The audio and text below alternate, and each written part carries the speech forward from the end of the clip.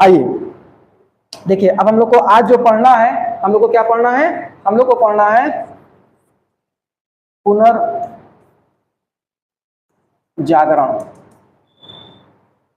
एक ऐसा टॉपिक जो प्रत्येक समाज में, प्रत्येक व्यक्ति के जीवन में समय समय पर होते रहना चाहिए, नहीं तो क्या होगा?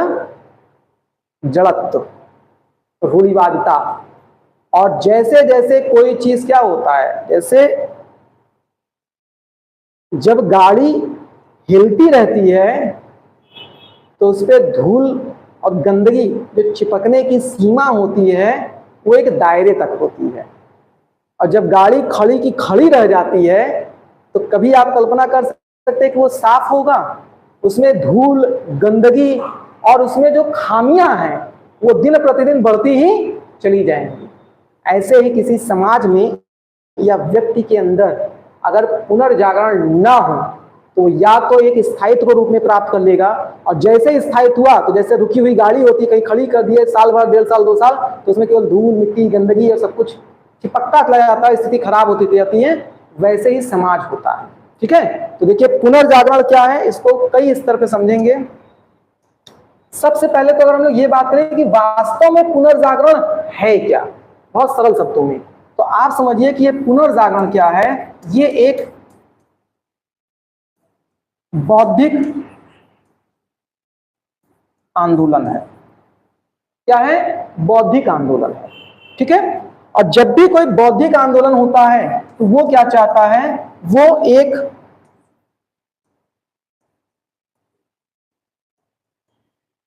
सकारात्मक परिवर्तन चाहता है। और ये सकारात्मक परिवर्तन क्यों चाहिए? सकारात्मक परिवर्तन चाहिए एक बेहतर भविष्य के निर्माण के लिए। ठीक है, और ध्यान रखिएगा कि जब भी कभी हम एक मतलब बेहतर भविष्य के निर्माण की बात करना चाहते हैं तो इसके लिए हमको क्या करना पड़ेगा? हमको एक नव चेतना का विकास करना पड़ेगा। नव चेतना यानी मानसिक जुगाली। जुगाली समझते हैं? एक नया शब्द आपके लिए आ रहा है।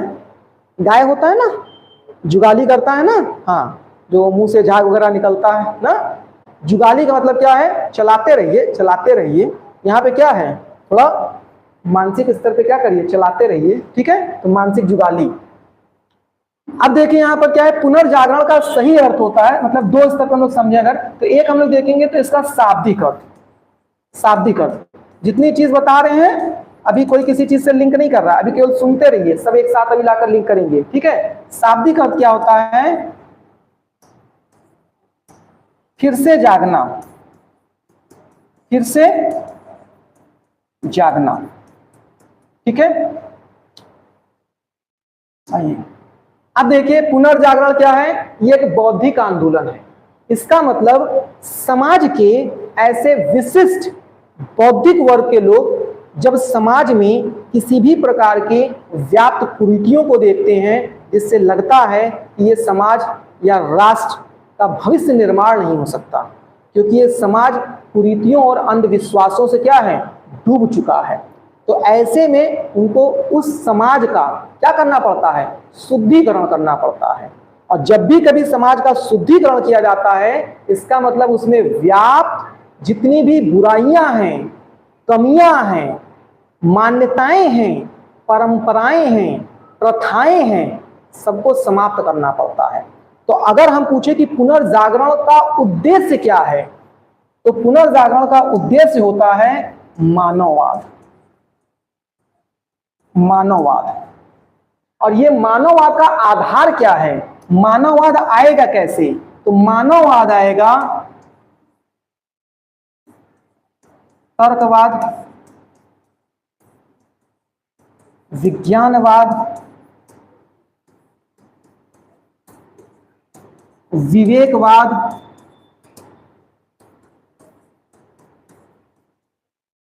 बौद्धिकवाद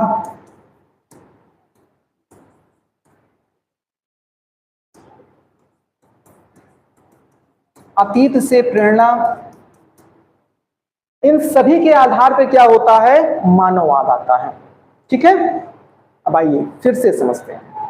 मैंने आपको बताया कि यदि आप कहीं पर नव जागरण करना चाहते हैं तो इसका सीधा सा अर्थ हुआ कि क्या करना है, पुनः उठ के खड़े होना है। और पुनः उठ के खड़े होने का तात्पर्य क्या है, अपने समाज को और राष्ट्र को क्या करना है, उठाना है। इस वजह से ध्यान रखिएगा, जब भी कोई आप बहुत बड़ा परिवर्तन लाने का प्रयास करते हैं तो वही आपका क्रांति आंदोलन होता है।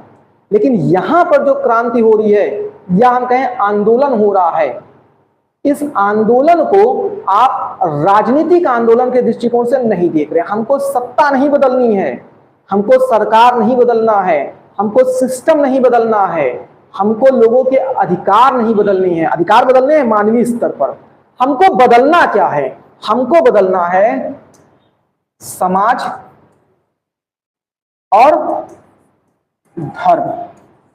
इसका मतलब पुनर्जागरण आंदोलन जो होता है वो हमेशा क्या होता है, एक सामाजिक और धार्मिक आंदोलन के रूप में जाना जाता है। पुनर्जागरण आंदोलन क्या होता है, ये सामाजिक धार्मिक आंदोलन होता है।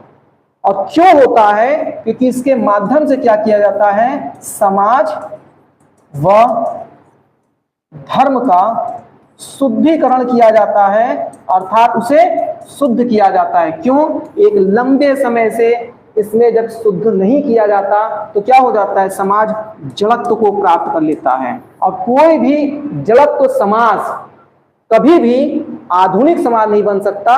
और आधुनिकता का अर्थ मैंने बताया था, जब भी आप कोई चीज नवीनता को स्वीकार नहीं करते हैं तो आधुनिकता के स्तर पे नहीं पहुंचते हैं। इसका मतलब कोई भी जड़त्व समाज, रूढ़िवादी समाज, वो एक प्रगतिशील समाज नहीं हो सकता है, वो आधुनिक या विकसित समाज नहीं हो सकता, वो सकारात्मक भविष्य का निर्माण नहीं कर सकता है। ठीक है, अब यहां पे देखिए, समाज के साथ साथ धर्म की चर्चा क्यों हो रही है, इस बात को विशेष समझिए। देखिए, समाज व धर्म ये क्या है, इनका एक अंतः जुड़ाव है। भारत की पृष्ठभूमि समझिए, भारत में समाज में ऐसी बहुत सी मान्यताएं व्याप्त हैं जो धर्म आधारित है। यदि आप समाज में शुद्धिकरण करना चाह रहे हैं, अर्थात समाज में व्याप्त बुरी या गलत मान्यताओं, प्रथाओं या आप कह सकते हैं जो विश्वास है उसको तोड़ना चाह रहे हैं, नवीनता की तरफ बढ़ना चाह रहे हैं। नवीनता क्या है, आप तर्क की तरफ बढ़ना चाहते हैं, विज्ञान की तरफ बढ़ना चाहते हैं, बौद्धिक स्तर पे मतलब चीजों का विकास चाहते हैं, तो ऐसे में कहीं ना कहीं क्या होगा, आपको धर्म में भी सुधार करना पड़ेगा। ठीक है, तो अब फिर से समझिए, पहले चीज पर हम लोग बात किए कि अगर पूछे कि पुनर्जागरण क्या है,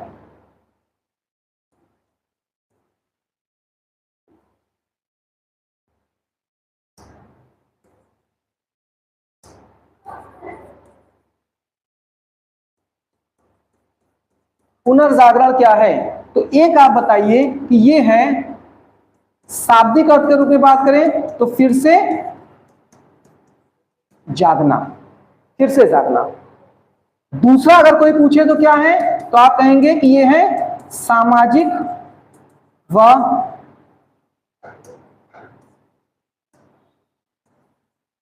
धार्मिक सुधार आंदोलन। तीसरा कोई पूछे तो क्या है, तो आप बताइए बौद्धिक व नव चेतना का विकास। ठीक है, अगर मतलब सरल शब्दों में तो पूछे पुनर्जागरण क्या है या आपको समझना पुनर्जागरण क्या होता है, बहुत सरल शब्द इसके लिए हो जाते हैं कि ये क्या है, एक धार्मिक सामाजिक सुधार आंदोलन होता है। और भारत के इतिहास की यह परंपरा रही है कि भारत के इतिहास के प्रत्येक चरण में समय समय पर क्या हुआ है, एक पुनर्जागरण काल आया है, यानी धार्मिक सामाजिक सुधार आंदोलन आया है। अगर आप प्राचीन इतिहास की बात करते हैं तो प्राचीन इतिहास में बुद्ध काल जो था, इसका मतलब 6वीं शताब्दी बीसी का काल, उसे माना जाता है कि वो उस समय क्या था, एक सामाजिक धार्मिक सुधार आंदोलन हुआ था। कारण क्या है, क्योंकि आपने देखा था कि किस तरह से उत्तर वैदिक काल तक आते आते धर्म में तमाम कुरीतियां व्याप्त हो गई थी और धर्म की जो मान्यताएं थी वो समाज पे हावी हो गई थी। तो कहीं ना कहीं समाज क्या था, जड़त्व और रूढ़िवादिता को प्राप्त कर लिया था। तो एक नई विचारधारा ने क्या किया, उसका शुद्धिकरण किया। मध्यकाल के इतिहास में आप देखेंगे तो वहां पर आपको भक्ति और सूफी आंदोलन दिखाई देगा, जहां पर पुनः एक बार नए सिरे से लोगों को समाज में और धर्म में सुधार की आवश्यकता महसूस हुई। तो उस समाज के जो विशेष बौद्धिक वर्ग के लोग थे उन्होंने क्या किया, इसके तरफ एक आंदोलन प्रारंभ किया। और यही चीज जब आप आधुनिक इतिहास में आते हैं तो आधुनिक इतिहास में राजा राम मोहन राय, जिन्हें भारत के मतलब पुनर्जागरण का अग्रदूत या उसका जन्मदाता कहा जाता है, तो उनके नेतृत्व में और प्लस अन्य कई बौद्धिक लोगों द्वारा पुनः एक बार फिर से भारत में व्याप्त धार्मिक और सामाजिक जो कुरीतियां थी, बुराइयां थी, अशुद्धियां थी, उनको दूर करने का प्रयास किया गया। बस अंतर यह है कि विषय के दृष्टिकोण से जब आप प्राचीन इतिहास पढ़ते हैं तो उसको नामकरण कर दिया गया बुद्ध काल, जब आप मध्यकाल का इतिहास पढ़ते हैं तो उसे कह दिया गया भक्ति और सूफी आंदोलन, और जब आप आधुनिक इतिहास पढ़ते हैं तो उसे कह दिया गया पुनर्जागरण काल। लेकिन तीनों का उद्देश्य और कार्यशैली एक ही थी। ठीक है, अब देखिए यहां पर तो अगर इसके व्यापक अर्थ की बात करें, व्यापक अर्थ चूंकि एक शाब्दिक अर्थ के रूप में क्या निकल के आया, पुनः जागना, तो व्यापक अर्थ के रूप में क्या निकल के आ रहा है कि जब किसी समाज और धर्म में कुरीतियां और मान्यताएं जड़त्व को प्राप्त कर लेती हैं, ऐसे में उस समाज में बौद्धिक व नव चेतना के प्रसार द्वारा नए भविष्य के सकारात्मक निर्माण का प्रयास ही क्या होता है, आपका पुनर्जागरण होता है। ठीक है, मतलब हमको भविष्य का निर्माण करना, इस चीज का ध्यान रखिएगा, लेकिन वर्तमान को सुधार कर, और सुधारना क्या है, धर्म और समाज को। अब इसको और सरल शब्दों में कहें तो तीन चीज जोड़ लीजिए। यदि कभी समाज स्त्री की दशा व धार्मिक मान्यताओं में सुधार कर हम सकारात्मक भविष्य निर्माण की बात करते हैं तो उसी को पुनर्जागरण कहते हैं। ठीक है, अब यही मुझे होता है कि ये होगा कैसे, तो ये होगा आपके नव चेतना से। नई चेतना यानी नई धारा लेकर के आइए विचारों की, नया प्रवाह लेकर के आइए, भविष्य के दृष्टिकोण से सोचिए। अतीत में जो आपका गौरव था, आत्मसम्मान था, उसको वर्तमान में कैसे स्थापित किया जा सकता है और उसके बाद कैसे भविष्य की तरफ आगे बढ़ा जा सकता है, उसको सोचिए। और इसी के लिए क्या कह रहे हैं हम लोग, ये एक प्रकार का क्या है, ये एक प्रकार का बौद्धिक आंदोलन है। ठीक है, ये तो हम लोगों ने इस दृष्टिकोण से देख लिया। अगर अभी भी, चूंकि यहाँ पर क्या है, पुनर्जागरण एक ऐसी प्रक्रिया है जिसको आप सीमित शब्दों में बांध ही नहीं सकते। मैंने उसको कई दृष्टिकोण से आपको समझाने का प्रयास किया। सीमित अर्थ में एक दो परिभाषा भी पर्याप्त होती है, लेकिन मैंने आपको ऐसा बताया कि कम से कम इससे 3 से 4 परिभाषा बना सकते हैं आप। इसके उद्देश्य 2-3 तरह से डिस्क्राइब कर सकते हैं, और ये कैसे प्राप्त किया जाता है, इसके आधार क्या होते हैं उसको भी बता दिया, इसके केंद्र में क्या होता है उसको बता दिया। तो केंद्र में क्या होता है, मानववाद होता है। आधार क्या होता है, तर्कवाद होता है, विज्ञानवाद होता है, बौद्धिकवाद होता है, नव चेतना का प्रसार होता है, प्लस अतीत का गौरव होता है। ये आधार है। उद्देश्य क्या है, सकारात्मक भविष्य का निर्माण करना। कार्यशैली क्या है, समाज, धर्म और स्त्री की दशा में सुधार करना। कारण, जड़त्व को दूर करना और प्रगतिशील समाज को प्राप्त करना। तमाम विषय निकल के आएंगे। ठीक है, अब जैसे मान लेते हैं कि आप लोग यूपीएससी की तैयारी कर रहे हैं,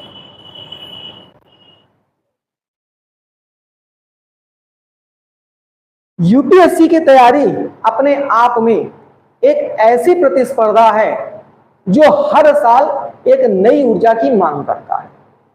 हर साल एक नई ऊर्जा की मांग करता है। इसका मतलब क्या है कि अगर आप अपने तैयारी के फर्स्ट ईयर में हैं और आपको लगता है या आपने महसूस किया कि मैंने इस साल अपनी सारी ऊर्जा का 20% ऊर्जा लगाकर तैयारी कर दिया, और फिर हमने क्या किया, सेकेंड ईयर में जब हमने तैयारी किया तो फिर हमने 20% ऊर्जा लगा दिया, और थर्ड ईयर में हमने तैयारी किया तो हमने फिर अपना 20% ऊर्जा लगा दिया, और फिर आप कहो कि 3 साल के निष्कर्ष के बाद मेरी 60% ऊर्जा लग गई, तो आप गलतफहमी में हैं। क्योंकि हर साल की आपकी जो तैयारी है उसमें संचित ऊर्जा का प्रावधान ही नहीं। आपने पहले साल तैयारी में 20% लगाया, यहीं छूट गया, अगले साल 20% लगाया, यहीं छूट गया, यहां पे 20% लगाया, यहीं पे छूट गया। होता क्या है, इतना लंबा सिलेबस है, साल भर पहले हमने कुछ मेहनत करके पढ़ा था, कुछ दिन ठंडे पड़ गए, अगले साल फिर शुरुआत किया, वो पीछे वाला भी ठंडा पड़ गया, मतलब कहां चला गया हमको पता ही नहीं चला। प्लस प्रत्यात्मक विषय है, हर साल आपको क्या चीजें अपडेट करनी पड़ती हैं। तो इसका मतलब अगर मान लेते हैं कि कोई अपनी तैयारी के एक लंबे दौर से गुजर रहा है, 4 साल 5 साल हो गया अब उसको, और उसको लगता है कि यार मेहनत तो मैंने बहुत किया, लगता है, दो चीजें यहां पे निकल के आएंगी, एक तो लगता है और दूसरा हो सकता है वास्तव में अपने स्तर से उसने किया है। अब दो रास्ता बचता है, या तो हम क्या करें, क्विट कर दें, छोड़ दें, और या तो हम क्या करें, या तो हम करें आत्म चिंतन करें, आत्म मनन करें कि एक्चुअल में मैं कर क्या रहा हूं, मुझसे कमियां कहां हो रही हैं, मुझसे गलतियां कहां हो रही हैं। और उसके लिए क्या है, थोड़ा ठहराव की जरूरत है, थोड़ा क्रांतिकारी परिवर्तन की जरूरत है। जैसे 3 साल अगर आप तैयारी के दौर से गुजर रहे हैं और 3 साल के तैयारी में आपने अपना एक माइंडसेट कर लिया है कि हमको ऐसे ऐसे ऐसे ऐसे चलना है, उसी 3 साल की तैयारी के अनुसार आपने क्या किया है, अपना रूटीन बना लिया है कि हमको ऐसे ऐसे करना है। चौथी साल आप एक पैटर्न को फॉलो कर रहे हो। जब तक आप नए सिरे से बैठ करके सोचेंगे नहीं, समझेंगे नहीं, इसका मतलब नव चेतना का विकास नहीं करेंगे, वहां पर अलग से अपना तर्क नहीं लगाएंगे और अपने अंदर व्याप्त कुरीतियों को नहीं देखेंगे, तब तक परिवर्तन नहीं। ठीक है, और ये कुरीतियां क्या हैं, फिर आपको देखना पड़ेगा कि हम जो पढ़ते हैं हमारे पढ़ाई का प्रोडक्शन कितना है, कि हम जो पढ़ते हैं तो वास्तव में उसका कुछ निष्कर्ष निकलता है कि केवल पढ़ते ही चले जाते हैं। हमारे सिलेबस का कितना % हिस्सा हमारा तैयार है, हम क्वेश्चन में कहाँ गलतियां करते हैं, हमारा पूरा सिलेबस अभी कितना बचा हुआ है, हमको कंटेंट कितना फिल्टर करके रखना है। जब तक आप इन चीजों को सोचेंगे नहीं तब तक होगा नहीं। तो पहले तो जरूरी ना नव चेतना का विकास करना, नए सिरे से उठिए और जागिए। पीछे जो हुआ सब पीछे छूट गया है। अब हर साल आपके लिए क्या नया संघर्ष है, नई ऊर्जा की आवश्यकता है और नए विचार के साथ उसको प्रारंभ करना है। अब ये बड़ा बदलाव मानेगा कि नहीं मानेगा, क्योंकि अगर किसी को लगता है हम 3 साल 4 साल 5 साल तैयारी कर लिए हैं तो इस साल हमको त्याग करने की जरूरत नहीं, पीछे करते आ रहे हैं, गलतफहमी में है। जब तक आप लक्ष्य को प्राप्त नहीं करेंगे तब तक आपके लिए क्या है, हर साल एक बड़ा संघर्ष मांगेगा, हर साल बड़ा संघर्ष मांगेगा। पिछले साल 20% हुआ तो मेहनत, तब के साथ कम से कम 50% होना चाहिए, 60%। मैं उनके लिए बता रहा हूँ जो 4-5 साल की गतिविधियों मतलब 4-5 साल की जो है मतलब क्षमता में बढ़ना चाहते हैं ना। नहीं तो आप जानते हैं हर साल आप अपना 100% दीजिए, और 100% सिर्फ ये नहीं कि बस मुझे लग गया कि हाँ मैंने मेहनत कर लिया। 100% मतलब 100% रूटीन ऐसा जहां सब खत्म ना। मतलब बहुत से लोग बाल मुड़वा लेते हैं, क्यों, कौन बाल झाड़ के टाइम को खराब करेगा। ये क्या है, ये क्या है, ये नव चेतना का विकास है। मजाक लग रहा है आप लोग को। आप सोचिए जो इतने बारीकी से सोच सकता है कि बाल झाड़ने में मेरा समय खराब हो रहा है, उसके पल पल पर उसकी समय की निगरानी होगी कि नहीं होगी। जिसको ये फर्क नहीं पड़ता मैं कैसा दिखूंगा, लोग क्या कहेंगे, बाल झाड़ के वो जा रहा है क्लास करने इसलिए कि उसका समय ना खराब हो। तो आप बताइए फिर वो क्लास छूटने के बाद दोस्तों के साथ रोड पे घूमना पसंद करेगा, मोबाइल पे बात करना पसंद करेगा, टीवी देखना पसंद करेगा, पार्टीज में जाना पसंद करेगा।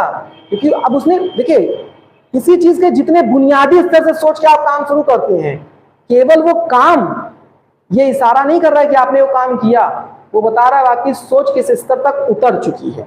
सबसे बड़ी बात ना, ये सोच आपकी बताती है किस स्तर तक उतर चुकी है। तो बस सभी लोग अपने अपने स्तर से क्या करिए, पुनर्जागरण करिए, पुनर्जागरण, है ना।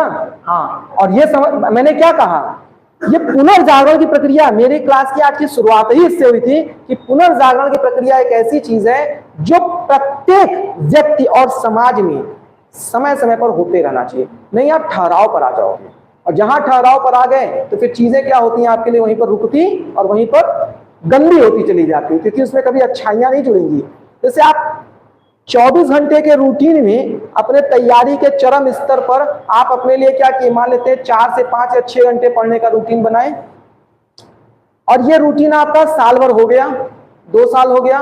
आप बताइए आपके पढ़ाई का स्तर प्रतिदिन 5 से 6 घंटे से ऊपर बढ़ेगा या नीचे आएगा साल भर बाद, 2 साल बाद? क्योंकि आपने नवचेतना नहीं किया है। आपने ये नहीं सोचा कि इस साल मुझे और संघर्ष करना है, और क्या करना है, ये 6 घंटे के बजाय 8 घंटे जाना है, 10 घंटा जाना है। तो स्वाभाविक रूप से हम जिस रूटीन में ढर्रे पे आ जाते हैं, क्या होता है, फिर धीरे धीरे मुझसे गिरते शुरू कर लेते हैं। तो वो लोग सोचें जो 1 घंटे पढ़ रहे हैं, 1.5 घंटे पढ़ रहे हैं, 2 घंटे पढ़ रहे हैं, प्रतिदिन नहीं, हफ्ते में। हाँ, ऐसे लोग भी हैं, है ना। तो वो भी अपनी नवचेतना का सोचें कि हमारा स्तर कहां पे जाके रुकेगा।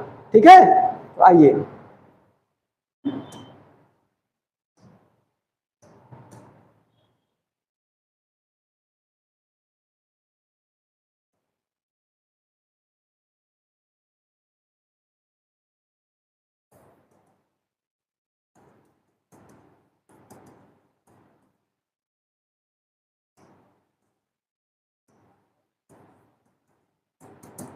अब हम लोग देखते हैं भारत में ये जो पुनर्जागरण काल आ रहा है, ठीक है, तो इस पुनर्जागरण काल का प्रेरणादायी तत्व क्या है। तो सबसे पहले तो ये बात समझिए, क्योंकि मैंने बताया ना कि ये बौद्धिक आंदोलन होता है, इसका मतलब इस काल में या हम कहें इस समय कुछ विशेष बौद्धिक वर्ग के लोगों ने, बौद्धिक वर्ग बार बार इसलिए चर्चा हो रही है क्योंकि बुद्धि सबके पास होती है, तो सबको बौद्धिक वर्ग नहीं कहा जाता है। जो हमेशा नवीनता की तरफ बढ़े, पीछे की चीजों में कमियां और आगे के लिए क्या नया बेहतर हो सकता है उसके बीच में हमेशा सोचता रहे, वो क्या होता है, वो बौद्धिकवाद होता है, यानी वो बौद्धिक स्तर का माना जाता है। ठीक है, तो ध्यान रखिएगा यहाँ पर कि जब हम लोग इस समय की बात कर रहे हैं, तो जो बौद्धिक स्तर के व्यक्ति थे, इन्होंने सबसे पहले ये महसूस किया कि हमारा जो समाज है, और समाज चूंकि अंतर्निहित है धर्म से, इस समाज और धर्म में क्या है, बहुत सी कुरीतियां व्याप्त हो गई हैं, बहुत सी बुराइयां व्याप्त हो गई हैं, जो हमारे समाज को जड़त्व की ओर लेकर गई है। ध्यान समझिएगा, कहीं पर भी नए स्तर से जागने के लिए सबसे पहला जरूरी है वर्तमान को महसूस तो करिए। जब तक आप वर्तमान को महसूस ही नहीं करेंगे कि हमारी स्थिति क्या है, तब तक नए सिरे से जागने का प्रयास कैसे हो सकता है। पहले वर्तमान को महसूस करेंगे ना, तब तो आप देखेंगे अच्छा क्या है, बुरा क्या है, और तब तो आप उसमें नए सिरे से प्रयास करेंगे कुछ अच्छा करने का।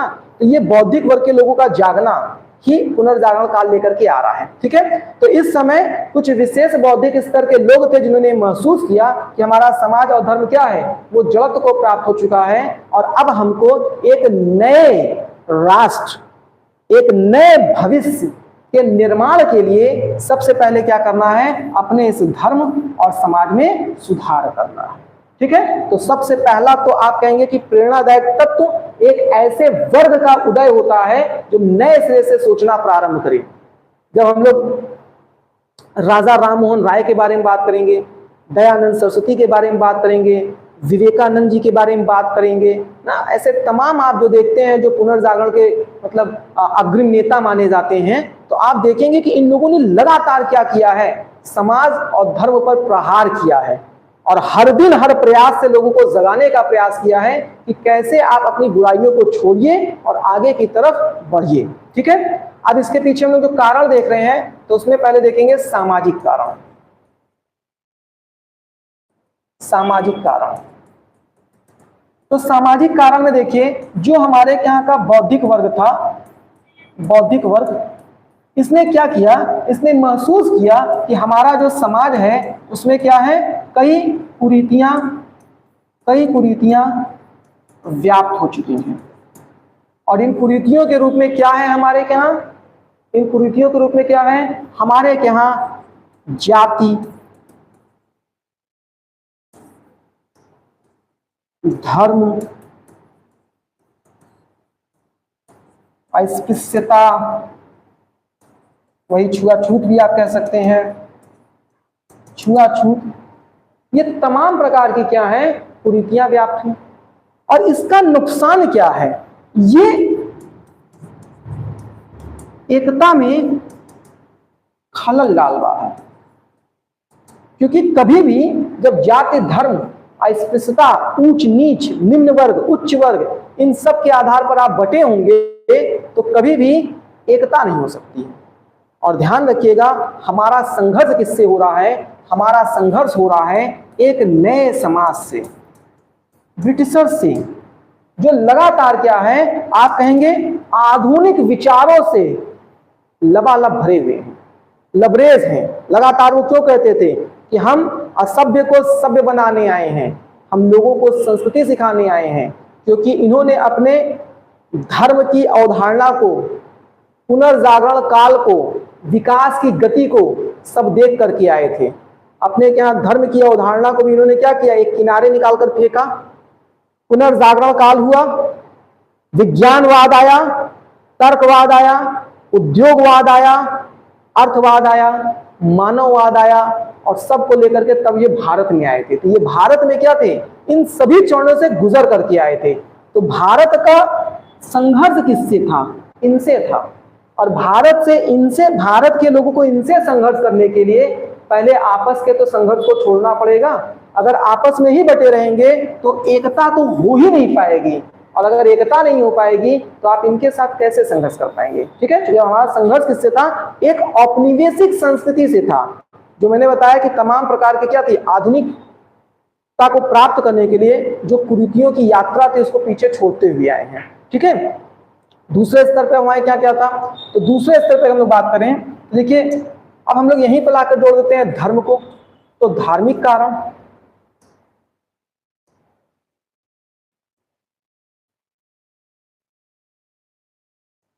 धार्मिक कारण, अब धार्मिक कारण की बात करें तो भारत में क्या था, जो धर्म था, धर्म ये प्रगाढ़ था, चरम पर पहुंचा हुआ है। और इस धर्म में क्या है, कई प्रकार के आप देखेंगे कुरीतियां यहां पर भी व्याप्त हो गई हैं, कुरीतियां। अब इसमें क्या है, एक तरह से पुरोहितवाद, जो पंडित जी कह दिए बस वही बात सही है। ठीक है, बहुदेववाद, मूर्ति पूजा, बलि प्रथा, और कई कर्मकांड के आडंबर, जिसे आप बाह्य आडंबर कहते हैं, ये क्या हो गया था, ये समाज पर हावी हो गया था। और जब तक, देखिए मैंने क्या कहा, अगर आप समाज और धर्म को समझना चाह रहे हैं तो आप बस हमेशा ध्यान रखिएगा, समाज शरीर होता है और धर्म उसकी आत्मा होती है। जब तक धर्म का शुद्धिकरण नहीं होगा, यानी आत्मा का शुद्धिकरण नहीं होगा, तब तक समाज का शुद्धिकरण नहीं हो सकता, शरीर का शुद्धिकरण नहीं हो सकता। इसलिए यहां पर पहले धार्मिक मान्यताओं को सुधारने की जरूरत है। धार्मिक मान्यताएं नहीं सुधरेंगी तो समाज तो उसका अनुसरण करता चला जाएगा। इसलिए यहाँ पर क्या है, इन सभी चीजों का भी क्या किया जाता था, बड़े पैमाने पर विरोध किया जाता। ठीक है, तो समाज हो गया, धर्म हो गया। इसके अलावा अगर आप देखेंगे तो स्त्री की दशा, किसी भी समाज में जब हम लोग समाज कितना आधुनिक है उसके पैमाने को मापने का प्रयास करते हैं तो उसमें सबसे महत्वपूर्ण होता है स्त्रियों की दशा क्या है। जिस समाज में स्त्रियों की दशा जितनी उन्नत होती है, माना जाता है कि वो समाज उतना ही क्या है, आधुनिक मूल्यों वाला है। ठीक है, तो यहाँ पर देखिए भारत में अब स्त्री की दशा की बात हम लोग करें तो यहाँ पर क्या था, शिक्षा की उपेक्षा, बाल विवाह, बहुपत्नी प्रथा, दहेज, सती प्रथा,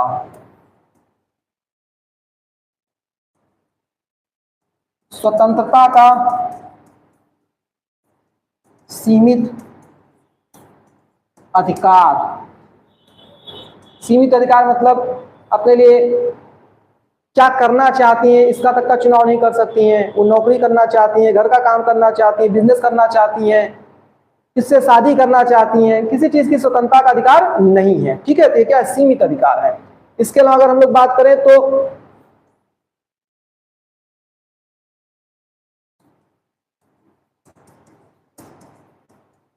अंतरजातीय विवाह, अंतःवर्णीय विवाह सब क्या है, निषेध है। विधवा पुनर्विवाह क्या है, वर्जित है। ये सभी चीजें आप देख रहे हैं तो कहीं ना कहीं आपको क्या दिखाई दे रहा है कि भारत में उस समय क्या था, स्त्रियों की जो दशा थी वो बहुत मानवीय नहीं थी। और ऐसे में आप किसी भी आधुनिक समाज की कल्पना कर ही नहीं सकते, क्योंकि आप जानते हैं जनसंख्या में प्रतिशतता के आधार पर लगभग दोनों बराबर होते हैं। और आप किसी भी एक समाज से सोचते हो कि वो आगे बढ़े और वहां पर आप सोचो कि 50% केवल पुरुष समाज ही सारा भार संभाल के आगे बढ़ जाए और 50% महिलाएं पीछे ही छूट जाए, तो वो कभी भी आधुनिक समाज नहीं हो सकता। अगर भविष्य का निर्माण करना है, बेहतर समाज को लेकर चलना है, तो आपके पास जो 100% मानव संसाधन है सबका उपयोग करिए। जब आप देख रहे हैं आगे आंदोलन भी हो रहा है तो महिलाओं ने भी बढ़ चढ़ के भाग लिया है, और महिलाओं के आंदोलन का क्या योगदान नहीं रहा है, उसका भी योगदान रहा है। ठीक है, तो कहीं पर भी प्रत्येक स्तर पे आपको हर किसी की भूमिका को ध्यान में रखना पड़ेगा। ठीक है, इसके अलावा हम देखिए तो एक बात करेंगे, अतीत का उजागर होना। अतीत का उजागर होना, अब ये अतीत का उजागर होना क्या है, देखिए ब्रिटिशर्स ने क्या किया, जैसे 1784 में एक एशियाटिक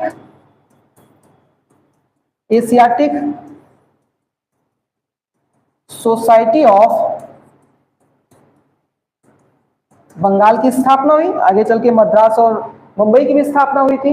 किसके द्वारा हुआ था, ये विलियम जोन्स द्वारा। और इसका मुख्य उद्देश्य क्या था, इसका मुख्य उद्देश्य था भारत की प्राचीन संस्कृति को जानना। इसका इनका अपना एक अलग आवश्यकता थी, लेकिन जब इन्होंने भारत की प्राचीन संस्कृति को जानने का प्रयास किया तो भारत के बहुत से प्राचीन ग्रंथ, किताबें और ऐसे तमाम मान्यताएं जो थी वो उजागर हुई, जो लोगों के बीच में निकल के आई। और उस समय फिर लोगों को क्या हुआ, जब इसका अनुवाद कराया जा रहा था तब लोगों को भारत के अतीत के बारे में जानकारी प्राप्त हुई, और तब लोगों को यह पता चला कि वास्तव में हमारा जो अतीत है वो क्या है, वो रिक्त नहीं था, वो क्या था, बहुत ही समृद्ध था। तो जैसे ही लोगों को अपने अतीत के बारे में पता चला कि हम ऐसे नहीं थे, हम ऐसे थे कि पूरी दुनिया के साथ व्यापार करते थे और पूरी दुनिया में क्या था, सभ्यता का डंका पीटते थे। तो ऐसे में क्या होता है, आपका आत्मगौरव, आत्मसम्मान, जैसे आप देखते हैं ना व्यक्तिगत स्तर पे समझिए, जब आपके पिताजी कहीं बड़े अच्छे पोस्ट पे रहे होंगे, दादाजी बड़े अच्छे पोस्ट पे रहे होंगे, उनके भी पिताजी कहीं बड़े अच्छे पोस्ट पे रहे होंगे, और जब आप उनकी चर्चाएं करते होंगे तो सीना आपका क्या है, 56 इंच से 106 इंच का हो जाएगा। हाँ, मतलब हम क्या हैं, सवाल तो ये उठता है ना, हमारे पिताजी क्या किए वो कर लिए, दादाजी क्या किए वो तो करके चले गए, उनके पहले वाले क्या किए वो तो केवल बताने में, किस्से में रह गया है, उनकी तो विरासत भी नहीं बची है। क्योंकि अगर पीछे से विरासत लोग देने वाले थे तो विरासत दादाजी और पिताजी का है, और नहीं बर्बाद करने वाले थे तो जो पर दादाजी थे उनकी विरासत दादाजी और पिताजी ने मिलकर पहले ही बर्बाद कर दिया, तो उनकी तो विरासत भी नहीं बची। लेकिन क्यों इतना गौरव प्राप्त हो जाता है, अरे वो फलाने थे, फलाने, वहां से आपका कॉन्फिडेंस भी बढ़ जाता है थोड़ा सा, है ना। तो ऐसे ही क्या होता है, जब आपको अपने इतिहास का पता चलता है, कभी पढ़ कर देखिए, जब हम लोग प्राचीन इतिहास पढ़ते हैं, गुप्त काल को पढ़ते हैं, और जब पढ़ना प्रारंभ करते हैं कि क्या आर्यभट्ट हुआ करते थे और किस तरह की वहां पर उस समय प्रौद्योगिकी हुआ करती थी, गणित और विज्ञान और उसके क्षेत्र में किस तरह का अपने आप आपको क्या होता है, मतलब कितना अच्छा लगता है। जैसे दुनिया पे तो हमने सब कुछ सिखाया है, बस ये आपके अंदर से मनोबल और जो आत्मविश्वास बढ़ने की प्रवृत्ति है वही आपको नए सिरे से ऊर्जा देती है आपको आगे बढ़ाने का, कि जब हम उस समय कर सकते थे अब तो बहुत कुछ हमारे पास है करने के लिए। ठीक है, तो कहीं ना कहीं ये भी एक कारण था। इसके अलावा देखिए, जब हमारे यहाँ क्या हुआ, पाश्चात्य शिक्षा का प्रारंभ हुआ, बहुत कुछ क्या होता है, बहुत कुछ उप उत्पाद के रूप में होता है। उप उत्पाद समझते हैं, ये कृषि का एक शब्द है। आप जब मुख्य फसल उगाना चाहते हैं तो उसके साथ क्या होता है, खरपतवार जैसी चीजें अपने आप उग जाती हैं। गेहूं उगाएंगे, जौ अपने आप चला आएगा, तो उसे हम उप उत्पाद कहते हैं कि चाहते तो नहीं थे लेकिन अब उगी गया है ना। वैसे क्या था, भारत में पाश्चात्य शिक्षा जो ब्रिटिशर्स लेकर के आए हैं उसका उद्देश्य तो कुछ और ही था, लेकिन इसने भारत को उप उत्पाद के रूप में क्या दिया। भारत क्या हुआ, अब पश्चिमी दुनिया का जो इनका उदारवाद और मानववाद इसको क्या किया, पढ़ा। अब इसमें क्या था, पश्चिम के कई महान दार्शनिक, जैसे सुकरात की बात कर लें, बेंथम की बात कर लें, इसके अलावा जैसे रूसो की बात कर लें, वेल्थियर की बात कर लें, जॉन लॉक की बात कर लें, मतलब कई ऐसे महान विचारक और दार्शनिक हुए जिन्होंने वास्तव में क्या है, मानववाद क्या होता है, उदारवाद क्या होता है, प्लस लोकतंत्र क्या होता है, मानव की स्वतंत्रता क्या होता है, ये सारी अवधारणा ला करके प्रस्तुत की। और भारतीयों को भी पता चला कि एक ऐसा भी जीवन होता है, और उसने क्या किया, कहीं ना कहीं लोगों को उस अधिकारों को लेकर के एकजुट करने का प्रयास किया। तो उसके तहत भी क्या था, आप तमाम प्रकार की चीजों से बाहर निकलना चाह रहे थे। ठीक है, इसके अलावा और क्या हुआ, क्योंकि भाई भारत में क्या था, जब तक आप लोकतंत्र के मूल्य नहीं समझेंगे, आप स्वतंत्रता का अधिकार नहीं समझेंगे, मानव अधिकार नहीं समझेंगे, तब तक आप सरकार से मांग किस चीज से करेंगे, और आप अपने हक के लिए लड़ेंगे किससे। तो कहीं ना कहीं प्रत्येक व्यक्ति को अपने हक के लिए लड़ना भी क्या है, ये उसकी आवश्यकता होती है। और आप हक के लिए नहीं लड़ेंगे तो ऐसे ही क्या होगा, ब्रिटिशर्स आएंगे, लोग शोषित करेंगे और चले जाएंगे। ठीक है, इसके बाद और क्या था आगे,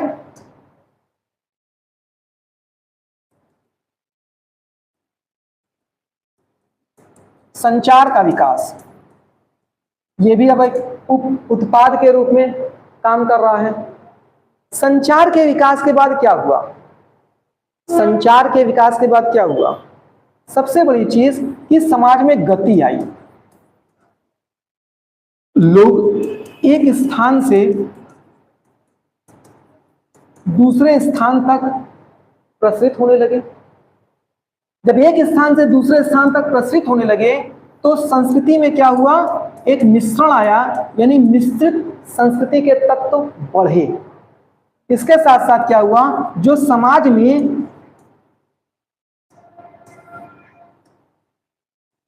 में जो कुछ कुरीतियां व्याप्त थी, जैसे अस्पृश्यता, छुआछूत, निम्न और उच्च जाति का भेद, या आप कहें कि जो एक सामूहिक भोज था उसमें विभेद होना, ये सारी चीजें क्या हुई, अपने आप धीरे धीरे खराब हो गई। मतलब अब तो ये सब परंपराएं पहले कहाँ, शहर में तो टूटी हैं, गांव में बहुत लंबे समय तक रही है।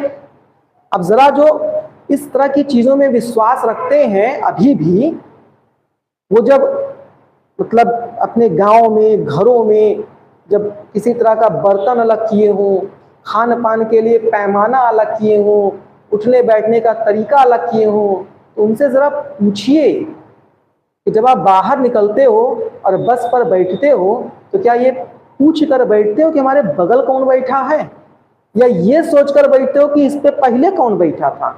जब बाहर आप निकलते हो और जब कुछ खाते हो तो कभी आप उनसे पूछते हो कि तुम किस जाति के, किस वर्ग के हो, या उनसे पूछते हो कि तुम मतलब खाने बनाने से पहले बर्तन धुले थे, या इस बर्तन में जिसमें खिला रहे हो इसमें कौन चम्मच में धक्का खा के गया है।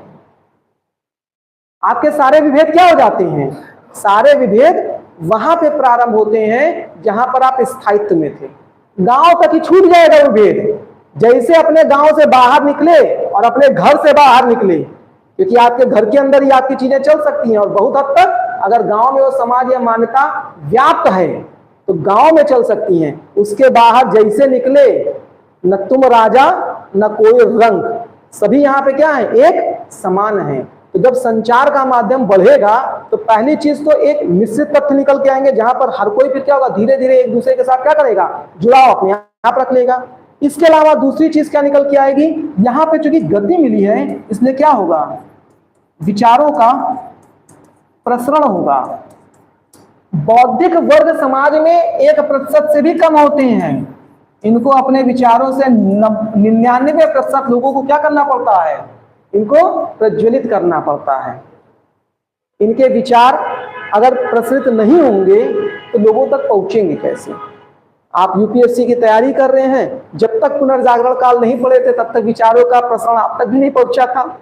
इसका मतलब कहीं ना कहीं जब कोई एक किसी से कोई दूसरी बात कहता है तो दूसरे से तीसरे, तीसरे से चौथे तक ही तो पहुंचता है। और आप जानते हैं संचार के माध्यम में क्या होता है, किसी एक ने अपने गांव में कोई बात सुनी, वो शहर में बस में बैठ के गया, वो दूसरे को बताया, दूसरे ने सभा किया, सभा में जन संबोधन हो गया, या कोई एक विशेष वर्ग का व्यक्ति है जो यही काम ही कर रहा है, तो वो एक स्थान से दूसरे स्थान तक जाएगा और जा करके वहां क्या करेगा, बड़ी बड़ी घोषणाएं करेगा, बड़ी बड़ी बातें करेगा, तो एक जन समूह को उसके विचार पहुंचेंगे पहुंचेंगे। अब आप सोचिए अगर आपका ट्रेन ना हो उस समय की परिपाटी में, समझिए बैलगाड़ी से आप कहाँ तक जाएंगे, गाजीपुर से मतलब गाजीपुर से जो है आप आजमगढ़ तक ही न जाएंगे, गाजीपुर से आप बेंगलोर चले जाएंगे। बड़ी हिम्मत करके कुछ लोग चले जाते हैं भाई, आने के लिए तो ब्रिटिशर्स यूरोप से इंडिया तक चले आए, लेकिन हर किसी से हम उम्मीद नहीं ना कर सकते कि वो इस तरह से यात्रा कर सके। ठीक है, तो इससे संचार से भी चीज बढ़ावा मिलता है। ठीक है, ठीक है। अब देखिए यहां पर सब कुछ तो आपने पढ़ लिया, इसका मतलब भारत में जो पुनर्जागरण का तत्व निकल करके आ रहा है उसमें भारत में व्याप्त कुरीतियों को आपने देखा। एक आपने देखा जिसमें आपने कहा समाज में व्याप्त कुरीतियां, धर्म में व्याप्त कुरीतियां, 2 आपने देखा। तीसरा आपने देखा स्त्रियों की दशा। तो 3 तो हमने अपने क्या की गंदगी ढूंढी। चौथा हमने अपने यहाँ के अतीत से कुछ अच्छा निकालने का प्रयास किया। और 5वें 6वें के रूप में आप कहिए कि ब्रिटिशर्स ने हमको क्या किया, कुछ हिंट दिया, कैसे, पाश्चात्य शिक्षा के माध्यम से और संचार के माध्यम से उसको थोड़ा सा व्यवहार के उतारा। लेकिन इन सब के बीच में एक बात हमेशा समझिएगा, आपकी प्रतिस्पर्धा जब बड़ी मजबूत होती है तो उस मजबूत प्रतिस्पर्धा से लिए आपको क्या करना पड़ता है, नए सिरे से अपने आप को मजबूती से खड़ा करना पड़ता है। तो हमारे सामने चुनौती किस चीज की थी, हमारे सामने चुनौती थी, जैसा कि अभी आप बताए, ब्रिटिश संस्कृति से, ब्रिटिश संस्कृति थी। एक तरफ जहां ये औपनिवेशिक नीति में चल रहे थे, वहीं दूसरी तरफ ये अपने के यहां धर्म आधारित मान्यताओं को समाप्त कर चुके थे। पुनर्जागरण के काल जिसको जगाने की कोशिश कर रहे हैं, अपने के यहां जाग करके आए थे, अपने के यहाँ आधुनिक शिक्षा का विकास करके आए थे, जहां पर शिक्षा का आधार विज्ञान, तर्क और भविष्य निर्माण होगा, न कि धर्म और दर्शन होंगे। ठीक है, इसके अलावा अगर हम लोग बात करें तो अब इनके यहाँ क्या था, ईसाई मिशनरी आ गए थे। और ये जो ईसाई मिशनरी, इनके क्या मतलब भारत में आ गए थे, ये जो ईसाई मिशनरी थे ये भारत में सबसे बड़ी चुनौती बन रहे थे। एक तरफ ये क्या कर रहे थे, भारत के धर्म पर बड़े स्तर पर प्रहार कर रहे थे, यहाँ के व्याप्त कुरीतियों पर क्या हो रहा था, उसका उपहास कर रहे थे। वहीं दूसरी तरफ क्या कर रहे थे, यहाँ पर अपने इन प्रहारों से बड़े स्तर पर क्या कर रहे थे, धर्मांतरण कर रहे थे।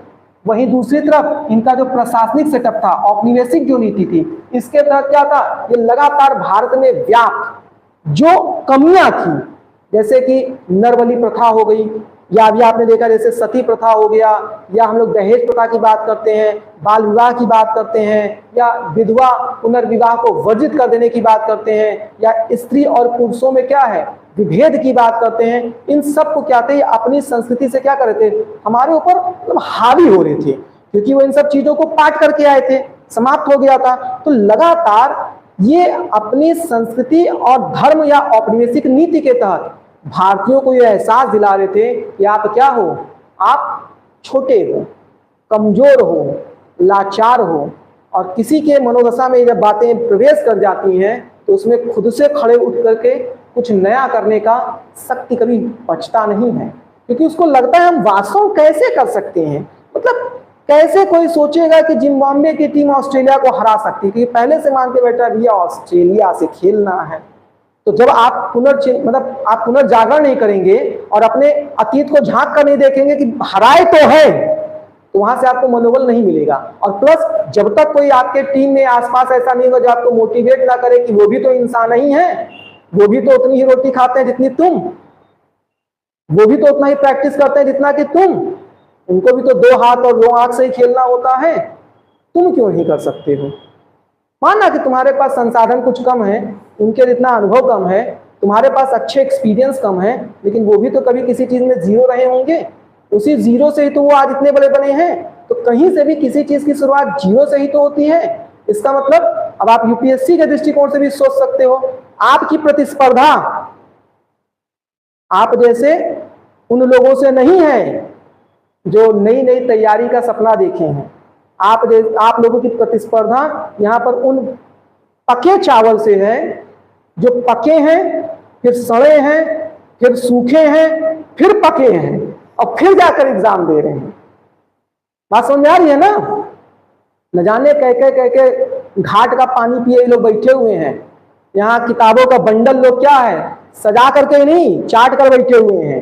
कोचिंगों का अंबार लगाए हुए बैठे हैं। न जाने अपने 10 साल के करियर में कितनी कोचिंग पढ़ डाली हैं, न जाने कितने जगहों से नोट्स को बटोरे हुए हैं, न जाने कितने एग्जाम को, एक को तो पढ़ा मैंने, वो कितना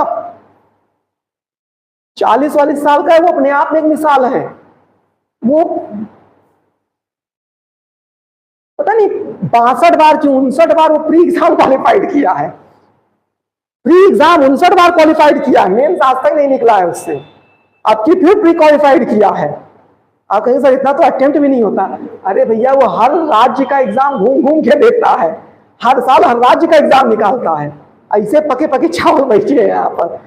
तो आप बताइए कि अगर आप अपने आप को शक्ति पर केंद्रित नहीं करेंगे और आप ये महसूस नहीं करोगे, केवल जितनी बातें मैंने बताई कि वो इतना पढ़कर, इतने कोचिंग, इतना नोट्स, इतना अनुभव, इतना एग्जाम लिए बैठे हैं, और आप कहें तब तो फिर वही का होगा, तो आपको आगे बढ़ने का मौका कब मिलेगा? यहाँ हमेशा क्या होता है, पीछे को कुचल करके ही नीचे, मतलब पीछे से जो आता रहता है वो आगे वालों को कुचल करके ही आगे बढ़ता है। कभी उसके लिए रास्ता खाली नहीं होता कि आ जाओ, अब तुम पीछे से दौड़ लो तो आगे से सब एकदम खाली है, सबसे आगे तुम आ गए हो।